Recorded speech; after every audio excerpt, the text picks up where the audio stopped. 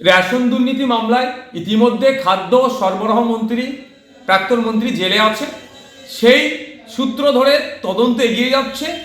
সেই জন্য ইডি আজকে সন্দেশখালীতে এক তৃণমূলের নেতার বাড়িতে রেড করতে গিয়েছিল, তদন্ত করতে গিয়েছিল।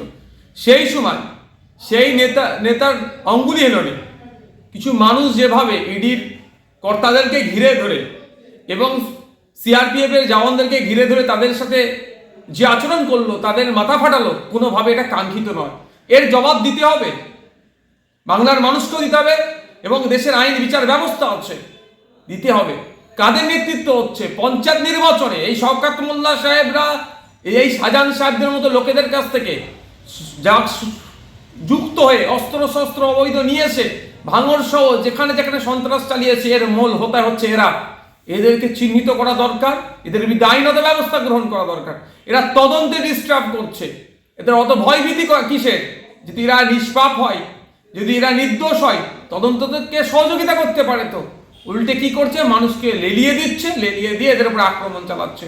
আমি ধন্যবাদ জানাবো ইডির কর্তাদেরকে এবং সিআরপিএফের যারা ওখানে জওয়ান ছিলেন তারা, আমি ভিডিও দেখছিলাম, অত্যন্ত বুদ্ধিমত্তার সাথে জিনিসটাকে হ্যান্ডেল করেছে। তারা কোনো অঘটন ঘটতে দেয়নি, তাদের বুদ্ধিমত্তার পরিচয় দিয়েছে।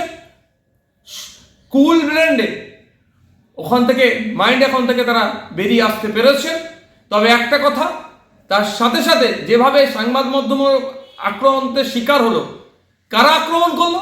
যারা ইডি অফিসারদেরকে এবং সিআরপিএফ এর জওয়ানদেরকে আক্রমণ করেছে তারাই সংবাদ মাধ্যমকে আক্রমণ করলো। এটা মোটেই মেনে নেওয়া যায় না। আজকে দেশের গণমাধ্যম যদি আক্রান্ত হয়ে যায়, দেশের গণতন্ত্র কিভাবে সুরক্ষিত থাকবে?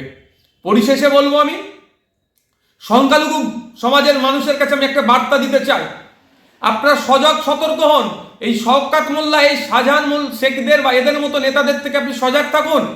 এরা মানুষকে খেপিয়ে দিয়ে বিপদের দিকে ঠেলে দিচ্ছে। শীতলকুচিতে দেখুন কিভাবে মানুষকে খাপিয়ে বিপদের দিকে ঠেলে দিয়েছিল, আজও সেই পরিবারগুলো বিচার পেল না। তো এক্ষেত্রেও মানুষকে খাপিয়ে যেভাবে বিপদের দিকে ঠেলে দিচ্ছে, এতে সাধারণ মানুষ ক্ষতিগ্রস্ত হবে। বিচার ব্যবস্থার প্রতি আস্থা ভরসা রাখুন।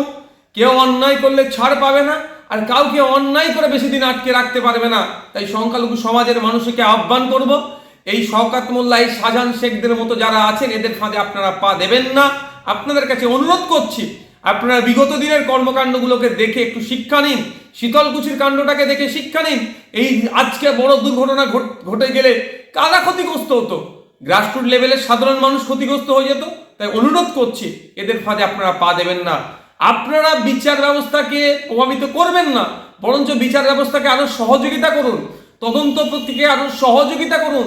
যারা আজকে অন্যায় করেছে তাদেরকে চিহ্নিত করে যাতে জেলে রাখা যায়, তার জন্য বিচার ব্যবস্থা যারা আধিকারিকরা আছেন প্রত্যেকের কাছে আমি অনুরোধ করছি।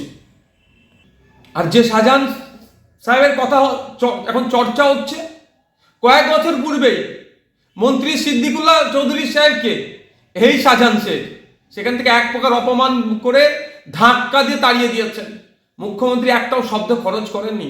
যে শাহজাহান শেখে আমরা ভুলে যাচ্ছি না, সম্ভবত 2015 সালে একটা নতুন বাস রুট যেটা হয়েছিল, এই শাহজাহান শেখ সেটাকে সম্ভবত বন্ধ করে দিয়েছিল। মুখ্যমন্ত্রী উষ্মা প্রকাশ করেছিলেন, কে এই শাহজাহান বলে তিনি বলেছিলেন, কিন্তু তার বিরুদ্ধে ব্যবস্থা গ্রহণ করা হয়নি। অ্যাকচুয়ালি এদেরকে দিয়ে যত ওই অবৈধ ব্যবসা বাণিজ্য, অবৈধভাবে মানুষের উপরে আক্রমণ, ভোট লুট এদের দ্বারাই হয়। এরা শাসকের ছত্রছায় লালিত পালিত হয়। এই চুনোপুটিগুলো শাসকের ছত্রছায় থাকে বলে আজকে এরা একটা বড় নিজেকে বড় বাহুবলী হিসেবে প্রমাণিত করার চেষ্টা করছে। এর জন্য রাজ্য সরকারকে দায়ভার নিতে হবে। রাজ্যের আইন শৃঙ্খলা কোথায়? আমাদের রাজ্যের আজকে মাথা হেঁট হয়ে যাচ্ছে। ধিক্কার জানাই, নিন্দা জানাই। এই ধরনের ঘটনা আগামী দিনে ঘটবে না, এই আশাও আমি রাখি।